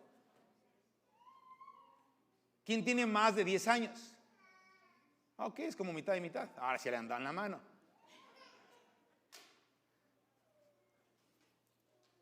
Los que tienen más de 10 años, no quiere decir que es un estándar. Puede ser, tienes 5 meses de conocerle, el Señor ya te usó para algo. Eso depende de tu entrega en oración y en obediencia. Por eso podemos ser útiles para Dios o inútiles, inservibles. Pablo dice a los Corintios que la salvación o su fe ha sido en vano, que han conocido de Cristo vanamente, que su fe ha sido en vano. O sea, no hay provecho. ¿Y por qué no hay provecho? Porque no hay masas y ministerios y hay fama, no, sino porque no se vive una vida en obediencia, como estábamos viendo con el cambio en el carácter, nuestra santificación. Y cuando el Señor dice, ahora es el momento para que yo pueda obrar en esta cultura, en esta generación, en Gardena, en esta área, ahora es el momento. Y el Señor quiere usarlo en sus tiempos y no hay ni un Nehemías que tenga la autoridad de Dios y el testimonio de Dios mismo en él, el éxito de Dios en su vida, para que un rey, un Ciro le pregunte, un Artajerjes, ¿qué quieres? Y el Señor tiene que esperarse en su paciencia a que dé vueltas otra vez la vida, a una década, otra generación, lo que sea, y que haya alguien que Dios pueda usar para poder hacer las cosas de Dios. Qué fuerte está eso. ¿Lo están entendiendo, hermano? Vamos a seguir leyendo la historia. Le pregunta el rey, ¿qué cosa pides? Versículo 4. Entonces oré al Dios de los cielos. Nehemías no dijo, ya me pidió, quiero un coche, quiero una limusina, quiero 50 millones de dólares, ¿no? Una casa para mi mamá, ¿no? Me acuerdo que mi mamá está, la quiero traer, Señor, ¿me das papeles? No, hermanos. No pensó para su gloria. Dice que lo primero que hizo, ¿qué fue? El rey le está diciendo, ¿qué quieres? Imagínate, ¿qué pides? No lo mandó matar, entró en un diálogo íntimo. ¿Qué quieres, Nehemías? Porque tú no eres así. Algo traes, algo te tiene triste. Sí, es que los asuntos de mi pueblo que tienen que ver con mi Dios no están correctos. ¿Qué es lo que quieres? Y lo primero que hizo, ¿qué fue? Oró al Dios del cielo. Nehemías encomendó ese momento que ya había orado tiempo atrás, pero llegó el momento, siguió confiando en Dios, lo encomendó. Y entonces le dijo al rey, si le place al rey y tu siervo ha hallado gracia delante de ti, envíame a Judá, a la ciudad de los sepulcros de mis padres, y la reedificaré. No inventen, hermano. Está diciendo, dame licencia de 1 año o 10 años o el tiempo que sea, porque no voy a visitar y voy a llevar unos Mickey Mouse y unos Goofies, ¿no? No le voy a llevar la licuadora a mi mami para que, ¿no? No le voy a llevar los dólares para que tenga un mejor techo y se compre su sistema, ¿no? Ahí en el pueblo, ¿no? En México o en Guatemala o donde vengan sus familias. Él no dijo eso. Él dijo, voy a reedificar. Un rey sabe qué es reedificar. Artajerjes no era un tonto de que, sí, dale todo, ¿no? Él sabía, dice, a ver, tú eres un copero, no eres ni ingeniero. ¿De dónde vas a sacar eso? ¿Te das cuenta que le está pidiendo una locura? ¿Sí lo estás entendiendo, no, hermano? Es una locura lo que estaba pidiendo. Voy a reedificar y, bueno, ¿y qué piensas hacer? ¿Vas a dejarme solo aquí con el vino? ¿A quién vas a poner en tu lugar? No da esos detalles, pero todo eso involucra esta conversación. Le estaba pidiendo una locura a Nehemías, algo que ni siquiera él sabía hacer, más que servir el vino, pero sí sabía temerle a Dios y amar su voluntad. Entonces el rey le dice, sigo leyendo, entonces le dije al rey, ¿dónde está? Ok, versículo 6, entonces el rey me dijo, y la reina estaba sentada junto a él, dato muy curioso que no voy a explicar, ¿cuánto durará tu viaje y cuándo volverás? Y agradó al rey, ¿qué dice ahí? Le agradó al rey, ese era Dios, hermano. Después que yo le señalé el tiempo, no da el dato de cuánto tiempo, pero tú puedes leer bien todo el libro y va a ser que fue una aventura. De hecho tuvo que regresar y volver a pedir recursos, una cosa muy fuerte ahí. Además dije al rey, o sea, aquí Nehemías dijo, ya agarré barco, vámonos con todo, ¿no? Si le place al rey, que se me den cartas para los gobernadores del otro lado del río para que me franqueen el paso hasta que llegue a Judá. O sea, pidió protección, ¿sí o no? Y carta para Asaf, guarda del bosque del rey, para que me dé madera para enmendar las puertas del palacio de la casa y para el muro de la ciudad y la casa en que yo estaré. O sea, le pidió materiales para reedificar, incluso para poder hacer lugar de habitación. ¡Qué impresionante! Uno puede decir, ay, qué metiche, ¿no? Que era medio pedinche el muchacho o el señor Nehemías. No, hermanos, él sabía que era algo de Dios y Dios iba a dar éxito en su plan para su gloria. Entonces dice, para que enmende, bla, bla, bla, bla, ok, en la casa que yo estaré. Y me lo concedió el rey según la benéfica que mano de, no dijo, bendito Dios, no, qué bueno que voté por ese partido. No. Me lo concedió el rey, pero ¿por quién? por la mano benéfica de Dios. Entonces, este punto que estamos viendo es que cuando Nehemías o tú y yo entendemos que Dios debe de tener su éxito en nuestras vidas y que su éxito trasciende más allá que nuestras vidas y que puede hacer su obra y manifestar su obra a un nivel que ni nos imaginamos, involucra estar listos para que cuando Dios quiera activar algo en nuestras vidas para su gloria y que involucra gente que no tiene que ver nada con su reino en cuanto a la salvación, pero que Dios quiere usar, somos útiles, hermano, para eso. Somos útiles para eso. ¿Cuánto tiempo me queda?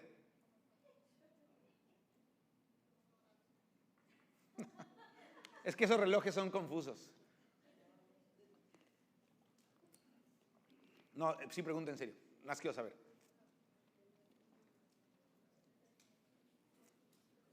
Digo, nada más para saber. Esa señal es peligrosa. Bueno, ahí me avisan. Pero me avisan. Ok. Es que se quedan quietos. Mira, no avances.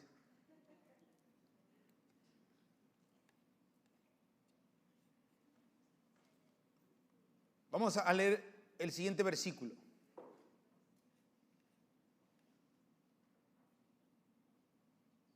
Bueno, antes de leer el 9, del 2, quiero poner el título o el siguiente punto. Un precursor, un reformador, después de que entiende lo del éxito de Dios y pide por todo eso, se enfrenta a estas cuestiones. Es que fíjate qué interesante es esto, hermano. ¿Cuánto tiempo? Porque sí sabes lo que hizo Nehemías, ¿verdad? Más adelante. Llegó a hacer cosas muy, muy fuertes. ¿Qué cosas fuertes de tantas que hizo te recuerdas? Dame alguna de las que hizo. Hizo cosas muy alocadas. Y acuérdate que no era ni profeta, ni hijo de sacerdote, ni de rey. Era un copero. O sea, era un don nadie. El viernes enseñamos que su vida valía un sorbo, porque si sorbía un vino contaminado, se moría. Y yo decía, y te lo repito para que no estuvieran el viernes, es muy parecido a nosotros, somos don nadies, hermano, realmente nosotros, ¿quiénes somos? No necesitamos un llamado, viene el ángel, ¿no? Y me ungieron, no. Tú ya conoces a Cristo, empieza a vivir en santidad, empieza a reformar tu vida, tu familia, en tu congregación, tu ciudad. Sí saben que están teniendo problemas con un vecino aquí, ¿verdad? ¿Sí saben o no?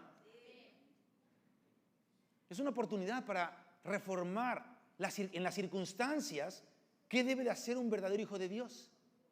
Obviamente hay autoridades, y Pablo lo dice muy claro en Romanos.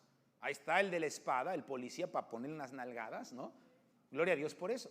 Y obviamente se levantan ciertos cercos, no atacando, sino más por proteger, en caso de que se le chifle el cerebro, ¿no? La cabeza a esta persona. Pero eso es algo natural y ahí está, que se tiene que hacer por precaución. Pero de eso no depende nuestra fe y obediencia a Dios. ¿Estamos de acuerdo?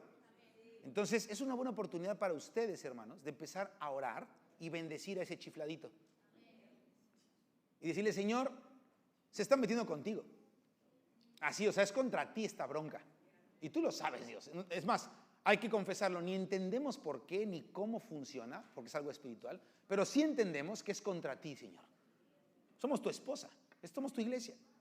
Pero queremos nosotros serte de utilidad para esta situación y testificar algo que quizás pueda ahuyentar en el ambiente espiritual algo más grande de lo que imaginamos y traer un tiempo de bendición en nuestra área. Así que bendecimos a este pobre que no sabe con quién se está metiendo. Nos quiere ultrajar, nos maldice, pero nosotros lo bendecimos y oramos por él.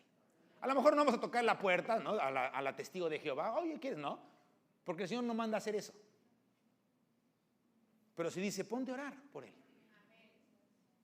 Digo, si se viene aquí a dar sus vueltas y hacerla de pandillero, pues te alejas, no ese que haga alguna cosa chistosa. Pero tú puedes estar orando de lejos. Señor, yo lo bendigo. Señor, yo lo bendigo. Ten misericordia de él. Es una oportunidad, hermanos. ¿Pero por qué digo todo esto? Porque cuántas veces tú y yo estamos muy comprometidos con el sistema, con el mundo, con nuestros afanes, que no podemos ser de utilidad para Dios. Y te preguntaba, ¿qué locuras hizo Nehemías? Yo te voy a recordar una de ellas. ¿Sabías que Nehemías divorció gente?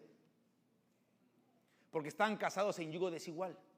Judíos casados con gente pagana de Babilonia, de los medos, de los persas, y dice que se estaba perdiendo el judaico, que era la lengua o el idioma que se hablaba en ese tiempo, y que no podían entender los niños la Biblia, bueno, la Torá, el Tanaj, no lo podían entender, porque ya no hablaban el judaico. Entonces Nehemías se llena de celo y los divorcia y dice, no, hay que restaurar todo esto. Incluso algunos, por tercos y flojos y cobardes, les arrancó las barbas. Lee Nehemías, si no te acuerdas, si nunca lo has leído, está bravo lo que hizo. Y no vino un ángel y dijo, oh, le arrancarás las barbas, ¿no? Y acontecerá que en aquel día vosotros iréis y os cortaréis las barbas. No, no, no, él arrancó las barbas. No estoy diciendo que te divorcies, pero sí te quiero animar a que pienses qué tan casado estás con el mundo, que requiere un divorcio con el mundo. ¿Qué tanto estás casado con lo que el mundo ofrece que no puedes servir a tu Dios? Y servir no me refiero a venir aquí a cantar diario el cuarto oración día y noche, no me refiero a eso, me refiero a vivir en santidad. No sirve de nada que vengas a cantar día y noche, noche y día, y vives en una vida torcida o amarrada y atada a un esposo que no es tu esposo eterno, que es Dios, Cristo. Los que tienen más años de conocer a Cristo, que ya levantaron su mano, ¿cuántas veces has llegado tarde? ¿O qué tanto tiempo vas a seguir llegando tarde o faltando a las reuniones o no pudiendo llegar el viernes porque es entre semana, pero el domingo sí ya lo aparté para Dios? ¿Cuántos años más van a seguir siendo entre semana no puedo porque tengo que trabajar, pero el domingo ya se lo aparté a Dios? ¿Cuántos años más casado con el mundo? ¿Cuántos años más sirviendo a dos señores? Tarde o temprano vamos a amar a uno y aborrecer al otro.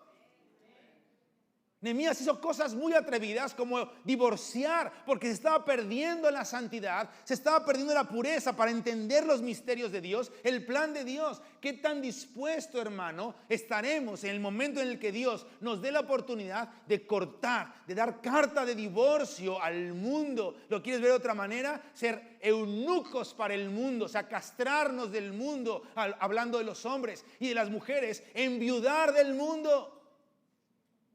¿Qué tan dispuestos estamos a eso? Un poquitito, hermanos, Jesús lo dijo, un poquito de levadura, tantito. ¿Qué hace?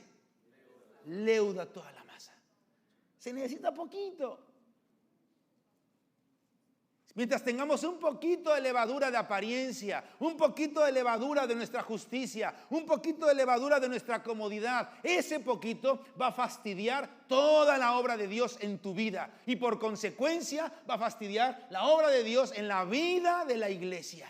Ay, no, pero hay hermanos que oran y que por ellos el Señor sigue aquí. Bueno, por ellos y a ellos los visita. ¿Cuánto tiempo tú vas a seguir así sin visitación? Adora a Dios. Alza tus manos. Álzalas. Abre tu boca y exáltale con tus palabras. ¿Cuánto tiempo? ¿Cuánto tiempo, hermanos? Se necesita una reforma en nuestras vidas y se necesita de reformadores que Dios use para cambiar la situación. Pero vamos a terminar viendo dos puntos más que tienen que ver con el capítulo 2. Nehemías hizo cosas muy locochonas, como te mencioné. Incluso no sabían ni a qué se iba a enfrentar. Tú y yo no sabemos todavía, aunque entendemos un poco con el tiempo de caminar en el Señor, pero realmente no sabemos a qué bronca nos vamos a enfrentar. Y no me refiero a que no sabemos que va a venir un anticristo, que va a pasar el fin de los tiempos, que va a haber adversidades. Eso lo sabemos, entre comillas, lo entendemos, ¿no? Lo hemos leído. Pero hasta que no te viene la bronca, es que experimentas y dices, no inventes, ¿sí o no? Incluso dices, no sabía que esto era. Entonces Nehemías no sabía qué iba a pasar. Por eso el siguiente punto es que un reformador, un precursor, tiene que aprender a conquistar los temores. El temor, hermano, la cobardía, es uno de los enemigos o de las maneras en que la carne opera y son un estorbo grandísimo. Porque el temor y la cobardía traen duda, traen inseguridad, traen una manera de pensar sospechosa. ¿Y si no es así? Y si hay duda, hay incredulidad, tu fe está siendo menguada. Y sin fe es imposible agradar a Dios.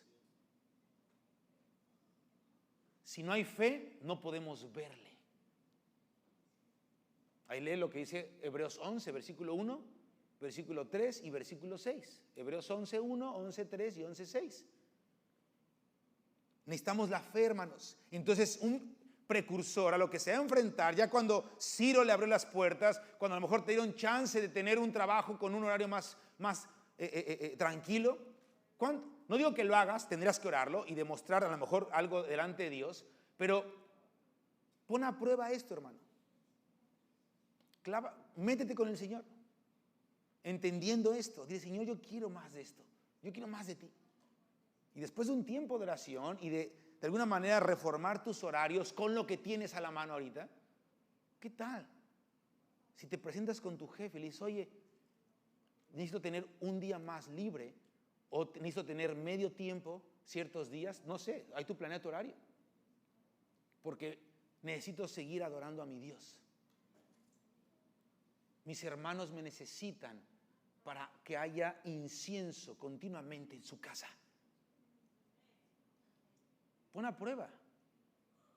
No digo que vayas mañana, ponte a orar, porque vas mañana te dices, ¿tú quién eres, no? Si eres un irresponsable, eres un flojo, me debes tanto, eres un tranza, ¿no?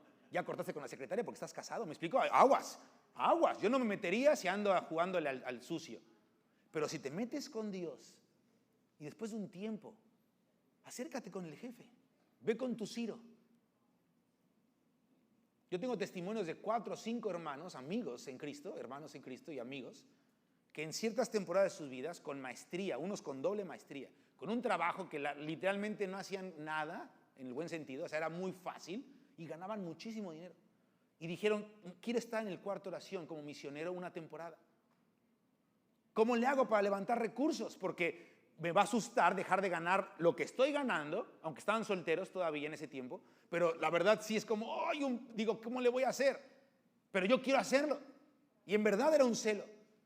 Y yo les decía, ve el primero con el que tienes que ir, ahorita después de con Dios, ¿no? En lo natural, ve con tu jefe. Pregúntale, platícale el plan que tienes, porque no es nada extraño. Son los negocios de tu padre. Y tengo 4 o 5 amigos, sus testimonios, en resumen, parecidos, que los primeros en decirle sí eran sus jefes. Uno de ellos que ganaba muy buen sueldo para la edad que tenía y las maestrías que tenía. Es un inventor, ha hecho manos robóticas, un montón de cosas. Es un ingeniero en robótica y no sé qué tantas cosas estudió. Es medio nerd, ¿no? Le hacemos bromas que se conecta a la Matrix, ¿no? Y está ahí, porque es súper listo, pero es muy peculiar su manera de ser, pues es muy inteligente. Entonces, yo le dije, pregúntale a tu jefe, vamos a orar por eso. Y en resumen llegó y le dijo, es que voy a renunciar. Dice, ¿por qué? ¿No? O sea, ¿qué te pasa? Porque quiero estar con mis amigos sirviendo a mi Dios.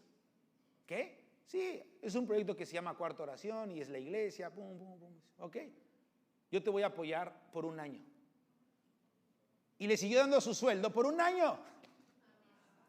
Y en ese año pudo conseguir cómo tener clientes por fuera, ¿no? Home office o trabajo en casa, para poder seguir teniendo un recurso. Pero ya en ese año que Dios le siguió sosteniendo, se pudo dedicar al cuarto oración, empezó lo que recibía, pues ya no tenían otras cosas que hacer, y empezó a bendecir a otras familias que estaban de tiempo completo. O sea, su enriquecimiento no era para él, sino era para los demás. Él además fue un mayordomo prudente y Dios le dio trabajo. Cuando acabó ese año, él pudo seguir de tiempo completo, ganando menos, pero ya estaba encargado. Después se casó, tuvo la oportunidad de seguir así, casado, con un hijo, y después dijo, oye, tengo que moverme y voy a tener que... Pero ya seguía con ese entendimiento, seguía trabajando, eran menos horas en el cuarto oración como misionero, porque tenía una familia y lo que sea, pero entendido, un ejemplo, así hubo varios ejemplos. ¿Qué tan dispuesto estás, hermano, para conquistar esos temores? No, es que Dios no creo que lo haga. ¿Tú crees que Dios no va a hacer cosas para su gloria? Digo, hermano, hay que leer la Biblia o no estamos leyendo. La cosa es que sí leemos y entendemos y nos emociona, sí, pero a la hora de vivirlo no podemos. ¿Sabes por qué? Por falta de santidad y de comunión con Dios. Fíjate lo que dice el versículo 2. Una vez más, ya estamos terminando.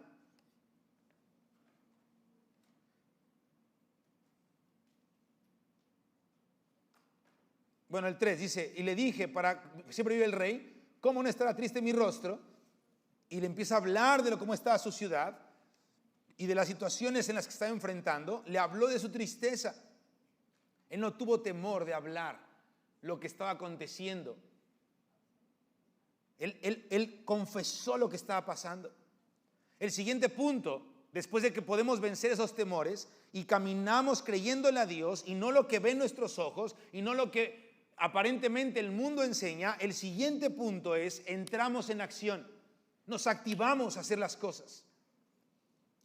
Es muy interesante que en este pasaje, en el capítulo 2, versículos 5 al 7, y en todo el capítulo 1, ya lo hemos mencionado, pero hay que repetirlo, es interesante que no se aparece un ángel, no viene un profeta y le hace una señal o le dice algo,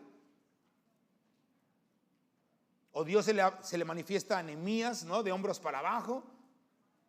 Le dijo, tendrás que reconstruir el muro. No le dibujó los planos de la casa como se lo hizo a David. La mano de Jehová le dibujó los planos a David. No pasó eso con Nehemías. Fue simplemente ver la necesidad de Dios para su obra con su pueblo y se unió a ese caminar. Entrar en acción, una vez que vencimos el temor, la duda y toda la incertidumbre que causa eso en nuestra carne, entramos en acción, y entrar en acción es en pocas palabras decir, Señor, tú necesitas que tu gloria sea a conocer, aquí estoy, ¿cómo la puedo dar a conocer? Y no es lo que yo creo, lo que yo encontré en YouTube, lo que yo encontré en Instagram, lo que hacen otros. Mira, lo que hacen otros, si es de Dios, va a prosperar y es allá. Pero Dios quiere hacer algo que es lo mismo, si es de Dios, en tu vida, pero Él quiere hacerlo comenzando contigo, de cero, de primera mano. Si nos animamos con otros testimonios, nos emociona lo que Dios está haciendo en otros lugares, y si es de Dios está prevaleciendo, hay un buen fruto. Señor, hazlo como en aquellos lugares, como lo hiciste con tu pueblo, como lo hiciste con Juan el Bautista, como lo hiciste con Daniel, hazlo en nuestros días. Pero el Señor dice, sí lo voy a hacer, pero tenemos que comenzar con el paso 1. Luego el paso 2. Entonces tomar acción o entrar en acción es decir, Señor, aquí estoy, vamos a hacer lo que tú quieres hacer. Y si el Señor te dice, siéntate, vamos a empezar con el grado kindergarten, tú dile, amén. Está bien, Señor. Yo ya quería ir en high school, ¿no? Pero tú me dices que voy en kinder. Amén. El punto es que empecemos, Señor. El punto es que tú hagas tu obra aquí. Y si un día va a ser como pasó en otros lugares, en otros siglos, como en los pasajes de la Biblia, amén. El punto es que, Señor, en verdad estés haciendo tu obra ya. Hay que entrar en acción. Y vamos a leer el versículo 5 al 7. Y dije al rey, si le place al rey tu siervo, he hallado gracia delante de ti, envíame a Judá, a la ciudad de los sepulcros de mis padres. 6. Entonces el rey me dijo, y el rey estaba junto a él, ¿cuánto durará tu viaje y cuándo volverás? Más adelante, el rey le agradó enviarme cuando le señalé el tiempo. Versículo 7. Además le dije al rey, si le place al rey que se me den cartas, etcétera, etcétera, porque ya lo leímos. Él empezó a soltar todo el plan, tomó cartas en el asunto, empezó a dar un plan en Dios que él mismo había preparado con Dios, Nehemías, y lo presenta. Tú tienes que accionarte, hermano. Te puse este reto y tú sabrás si en su momento lo tendrás que hacer o no, pero tienes que divorciarte de otras cosas. La familia, no me refiero a tu esposa, ojo, me refiero a la familia inconversa, amigos inconversos, vicios, deportes, cosas culturales que a lo mejor son buenas, pero que te tienen atado porque amas más eso que la reunión. Todo lo que te estorbe o que te impida buscar a Dios, estar más tiempo con Dios, incluso entender las cosas de Dios, o peor aún, obedecerle a Dios, tienes que cortar con eso. ¿Tienes un plan para eso? ¿Has planeado cuándo comenzar? ¿Cómo hacerlo? Tomar cartas en el asunto, activarte, involucra la obediencia. Y muchas veces la obediencia, hermanos, va a ser algo bien doloroso.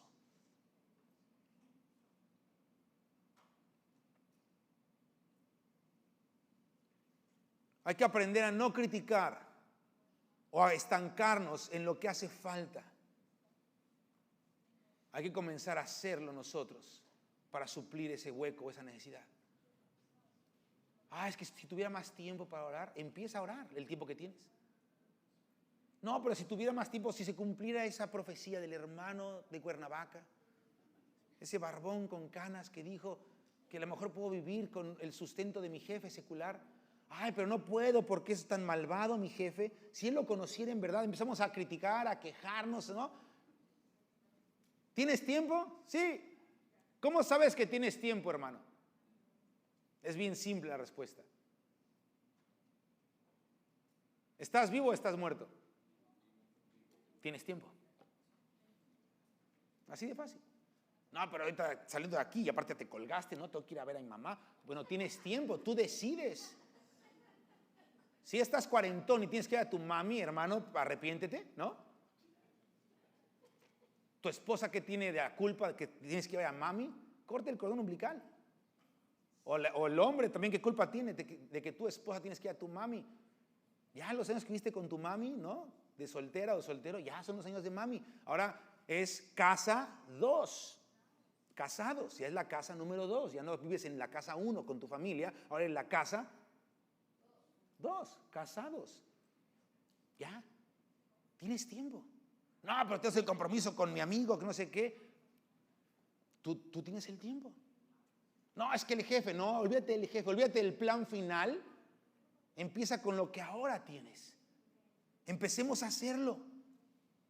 No pongas la carga sobre otros. Es que no, el tráfico, no sé, no se me ocurre otro ejemplo, sino empieza a caminar en la solución con lo poquito, entre comillas, que Dios te ha permitido, que no es muy poquito. Tienes a Cristo, tienes su Espíritu, tienes su palabra, tienes hermanos en Cristo, tienes libertad.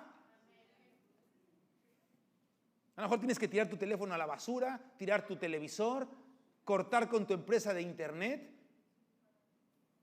Todo está en tus manos, hermano. Por lo menos unos 5 pasos para empezar, está en tus manos eso. No es que la señal, cuando el pájaro cante. Y peor aún, luego canta, ¿no? ¿No? Dice, bueno, que cante y luego que caiga un rayo, ¿no? Dices, tómala. Bueno, que caiga el rayo y que se escuche, ¿no?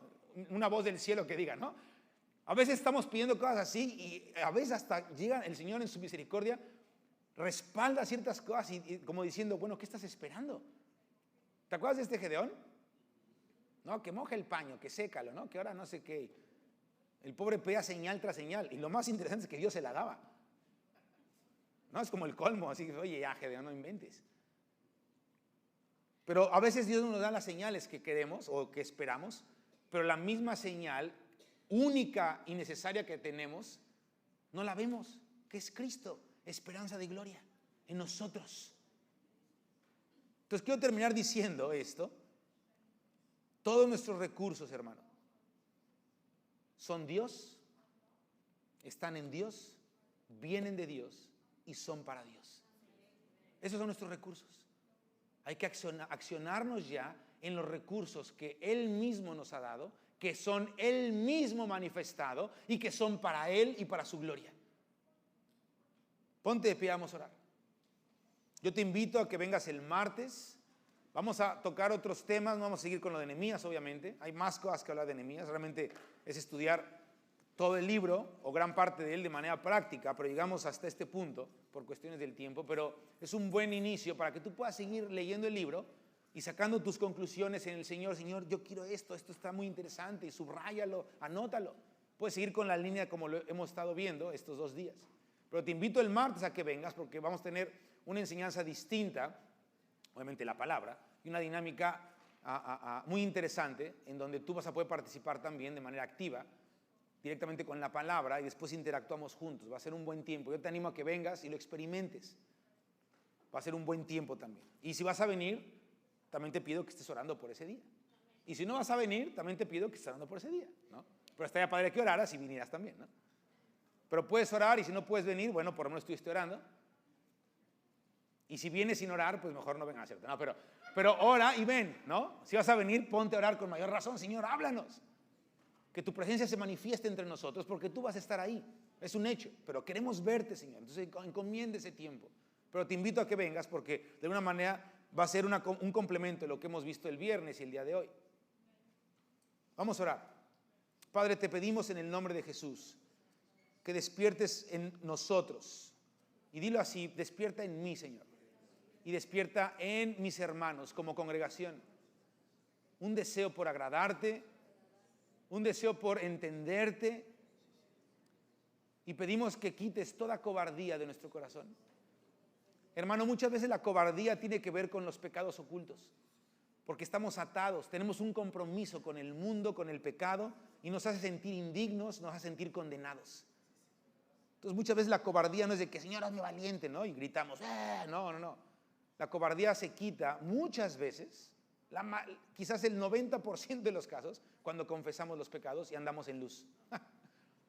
Quizás un 10%, un 20% es cobardía porque tenemos un temor injustificado que el perfecto amor lo echa fuera. Así que, Padre, te pedimos en el nombre de Jesús que si hay cosas ocultas que sabemos que hay y otras que no sabemos y las hacemos de manera natural como costumbre, Padre, queremos saber qué es, que tu Espíritu Santo nos revele qué hay ahí. Ese Espíritu de verdad, Señor, que has hecho morar en nosotros, nos guía a toda verdad y podamos en verdad renunciar a cosas ocultas. Amor al dinero, amor a las mujeres, amor al hombre, pornografía, Señor, celos, envidias. Oh, Padre, te pido en el nombre de Jesús, incluso crítica, amargura manifestada en crítica, en rebeldía. En el nombre de Jesús, Señor, muéstranos qué hay ahí oculto que no sabemos, y lo que sí sabemos, danos el valor en el nombre de Jesús, la fe para creer y renunciar a eso y avanzar en obediencia. Quita todo temor, Padre. Incluso los que están sirviendo, Dios, que no pueden de alguna manera correr con velocidad en lo que tú ya les has marcado tan obvio, en su servicio en la iglesia, en los santos. Padre, testifica, muestra, Dios, de qué hay que arrepentirnos, qué hay que dejar de hacer. Y también que hay que comenzar a hacer. Y así, Padre, se puede quitar todo temor. Echa fuera todo temor, Padre. Renunciamos, Señor, a toda cobardía. Pedimos, Padre, también que específicamente por el problema que está viviendo ahorita con este vecino. Padre, queremos ser obedientes. La verdad, digo, yo no vivo aquí y a lo mejor, pues, ni me va ni me viene si el vecino lo arrestan o no. Pero el punto es este, Señor, ni siquiera podemos decir que